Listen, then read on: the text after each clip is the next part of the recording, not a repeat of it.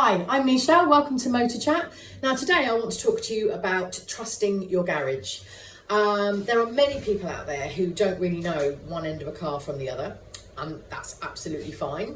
But I think that people like that generally can be a little bit intimidated about taking their car to a garage and worrying about being fobbed off, being ripped off.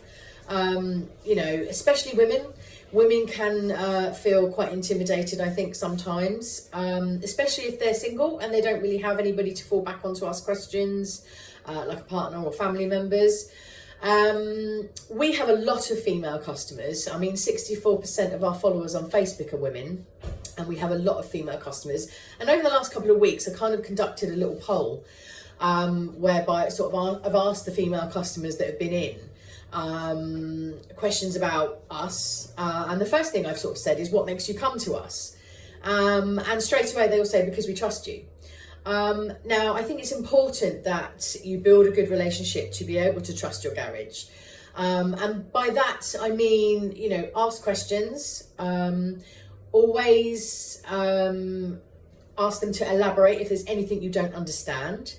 And one of the things we do here is that we tend to keep parts that we remove from the vehicles, so that if the customer requests to see them, we can show them exactly what we've done, what we've replaced or what we've changed.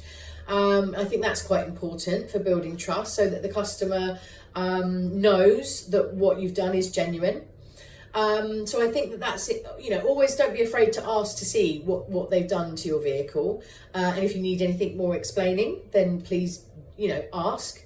And I think that for women especially, having a garage that you trust is like gold dust, really, because once you've built that rapport, you know that you're in safe hands. And one of the other things that we tend to do as a garage is we would never ever just go ahead and do work on a vehicle that hasn't been approved by a customer. So say for instance, a car fails the MOT and it fails on brake pads and a track rod end, let's just say. We would never just go ahead and do the work and then phone the customer and say, right, your car's ready, come pick it up. Oh, by the way, here's your bill. We would always ring them first, tell them what it's failed on, or tell them what we found, tell them a price of how much it will be to rectify that, and then they give us the go-ahead whether or not they want us to do the work. So that's always important. Always ask for a quote up front. It is always a quote. There are some times when things can go a little bit wrong, or something might take a little bit longer or whatever, but a genuine quote, always ask for that up front. And just ask lots of questions.